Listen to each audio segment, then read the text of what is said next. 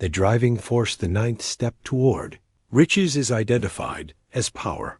It is an essential component for success in the accumulation of money. Plans in themselves are inert and useless without sufficient power to translate them into action. This chapter describes the method by which an individual may attain and apply this power. Power may be defined as organized and intelligently directed knowledge. As the term is used here, it refers to organized effort sufficient to enable an individual to transmute their desire into its monetary equivalent. This organized effort is produced through the coordination of the efforts of two or more people, all working toward a definite end in a spirit of harmony. Power is required not only for the accumulation of money, but also for its retention after it has been accumulated. If power is organized knowledge, one must examine the sources of that knowledge. There are three major sources. Infinite intelligence. This source of knowledge may be contacted through the procedure of creative imagination.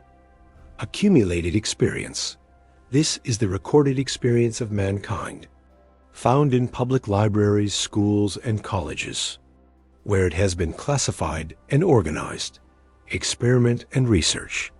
This is the source for gathering, classifying, and organizing new facts daily, to which one must turn when knowledge is not available through accumulated experience. Knowledge can be acquired from any of these sources.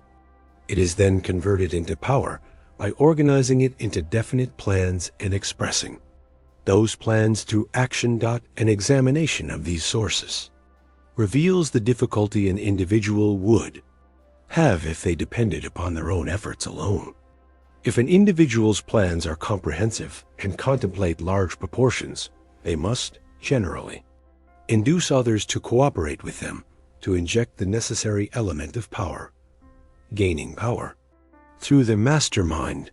This leads to the principle of the mastermind, which is defined as coordination of knowledge and effort in a spirit of harmony between two or more people for the attainment of a definite purpose. It is asserted that no individual may have great power without availing himself of the mastermind. If one carries out the instructions for creating plans with persistence and intelligence, and uses discrimination in selecting their mastermind group, their objective will be halfway reached before they even begin to understand the intangible potentialities of this power. The principle has two characteristics, one economic and the other spiritual or psychic. The economic feature is obvious. Economic advantages are clearly created when any person surrounds himself with the advice, counsel, and personal cooperation of a group of people who are willing to lend him wholehearted aid in a spirit of perfect harmony. This form of cooperative alliance has been the basis of nearly every great fortune. The spiritual phase of the master mind principle is more abstract. The human mind is a form of energy, a part of it being spiritual in nature. When the minds of two or more people are coordinated in a spirit of harmony, the spiritual units of energy of each mind create an alignment.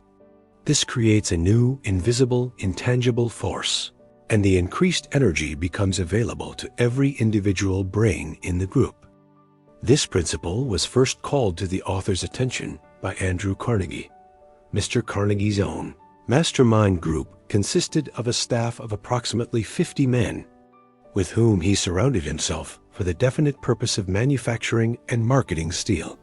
He attributed his entire fortune to the power he accumulated through this mastermind. An analysis of any person who has accumulated a great fortune will show that they have, consciously or unconsciously, employed this principle. The human brain can be compared to an electric battery. It is a well-known fact that a group of electric batteries will provide more energy than a single battery. A group of brains coordinated in a spirit of harmony will provide more thought energy than a single brain, just as a group of electric batteries provides more energy. This metaphor makes it obvious that the mastermind principle holds the secret of the power wielded by men who surround themselves with other men of brains. It is a well-known fact that Henry Ford began his career under the handicap of poverty, illiteracy, and ignorance. It is an equally known fact that within 10 years, he mastered these handicaps, and within 25 years, he became one of the richest men in America. Mr. Ford's most rapid strides became noticeable from the time he became a personal friend of Thomas A. Edison. His most outstanding achievements began after he also formed acquaintances with Harvey Firestone, John Burroughs, and Luther Burbank, each a man of great brain capacity. The principle is this: men take on the nature and the habits and the power of thought of those with whom they associate in a spirit of sympathy and harmony. Henry Ford whipped his handicaps by allying himself with great minds, whose vibrations of thought he absorbed into his own. Through his association with these four men, Mr. Ford added to his own brain power the sum and substance of their intelligence, experience, knowledge, and spiritual forces. This principle is available to anyone. A further example of this power is seen in the work of Mahatma Gandhi. He came by his stupendous power through inducing over 200 million people to coordinate with mind and body in a spirit of harmony for a definite purpose. This accomplishment is described as a miracle, for it is a miracle when that many people can be induced, not forced, to cooperate in harmony. Any person who manages a business knows the difficulty of getting even two people to work together in a spirit remotely resembling harmony. The list of the chief sources of power is headed by infinite intelligence. When two or more people coordinate in a spirit of harmony and work toward a definite objective, they place themselves in a position, through that alliance, to absorb power directly from that great universal storehouse. This is the greatest of all sources of power, the source to which the genius and the great leader turns. The other two sources, accumulated experience and research, are no more reliable than the five senses of man, which are not always reliable. But infinite intelligence does not err. By aligning their efforts in such harmonious, purpose-driven fellowship, individuals gain access to this unerring wisdom and a power far beyond their own. This philosophy is not a course on religion. It is confined exclusively to instructing the reader on how to transmute the desire for money into its monetary equivalent. Money is described as shy and elusive. It must be wooed and won by methods not unlike those used by a determined lover. This power must be mixed with faith, desire, and persistence.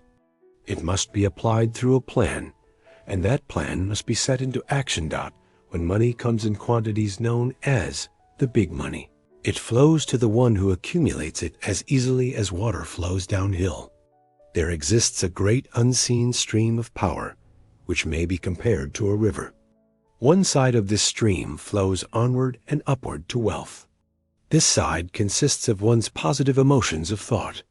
The other side flows in the opposite direction, carrying all who are unfortunate enough to get into it downward to misery and poverty.